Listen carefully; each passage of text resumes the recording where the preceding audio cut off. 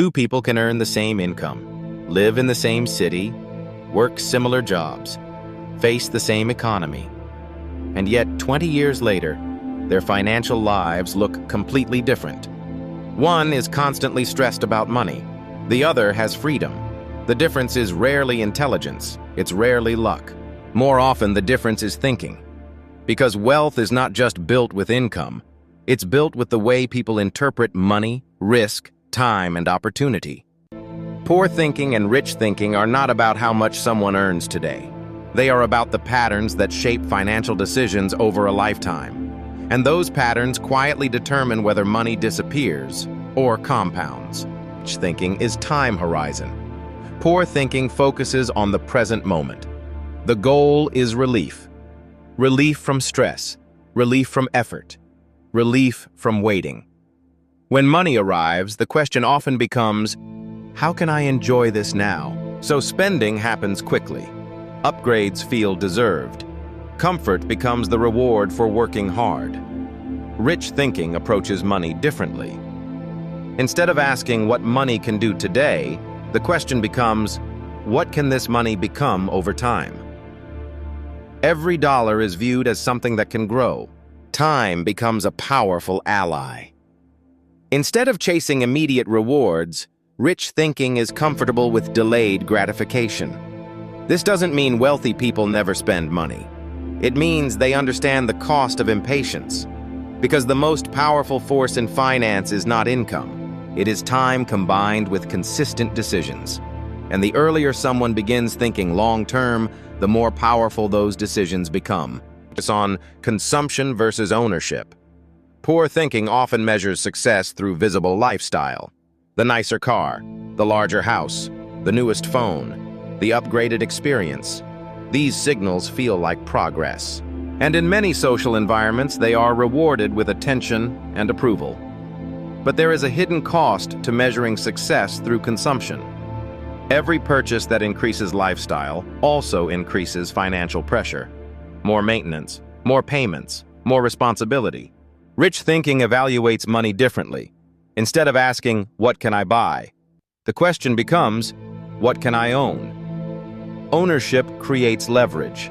Assets generate returns. And over time, those returns begin working independently of daily labor. This is one reason wealthy individuals often appear surprisingly modest in their visible lifestyles. Their focus is not on signaling wealth. It is on building systems that produce wealth. The difference may look subtle in the beginning, but over decades, the gap between consumption and ownership becomes enormous. Risk is another area where thinking patterns diverge dramatically. Poor thinking often views risk as something to avoid completely. Uncertainty feels dangerous. Stability becomes the highest priority. So many decisions are designed around protecting the current situation. Stable job, predictable routine, familiar choices. While stability can provide comfort, avoiding all risk can also limit opportunity. Rich thinking approaches risk differently. Instead of asking how to avoid risk, the question becomes, how can risk be understood and managed? Every opportunity carries uncertainty, but some risks are calculated, while others are simply ignored opportunities. For example, avoiding learning about investing may feel safe, but over decades, that avoidance carries its own financial cost. Rich thinking accepts that uncertainty is part of growth. The goal is not to eliminate risk. The goal is to make informed decisions about which risks are worth taking. Because in finance, avoiding every risk often means avoiding the very opportunities that create wealth. Perhaps the most powerful difference between poor thinking and rich thinking lies in identity. Poor thinking often adopts a fixed perspective. People begin to see their financial situation as permanent. Statements like, I'm just bad with money. I'll never be wealthy. People like me don't get rich. These beliefs quietly shape behavior. If someone believes improvement is impossible, they stop looking for solutions. Rich thinking operates with a growth identity. Financial knowledge is viewed as something that can be learned. Mistakes are viewed as information. Setbacks become lessons instead of final verdicts.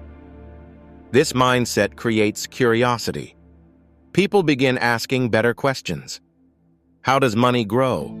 How do systems create wealth? How can financial decisions improve over time? The answers to these questions rarely appear instantly, but over years of learning and adjusting, they begin to transform outcomes. Because financial success is rarely the result of one perfect decision. It is the result of thousands of small improvements in thinking. Poor thinking and rich thinking are not labels for people. They are patterns. And patterns can change. Wealth does not begin with a specific income level. It begins with the way someone interprets money, time, and opportunity. The difference between struggling and thriving financially often begins with small shifts in perspective. Thinking longer term. Prioritizing ownership. Understanding risk. Believing improvement is possible. Over time, those shifts compound. And just like money itself, the results of better thinking grow slowly at first, then dramatically. Because in the end, the real question is not simply how much money someone earns. The real question is, what kind of thinking is guiding their decisions?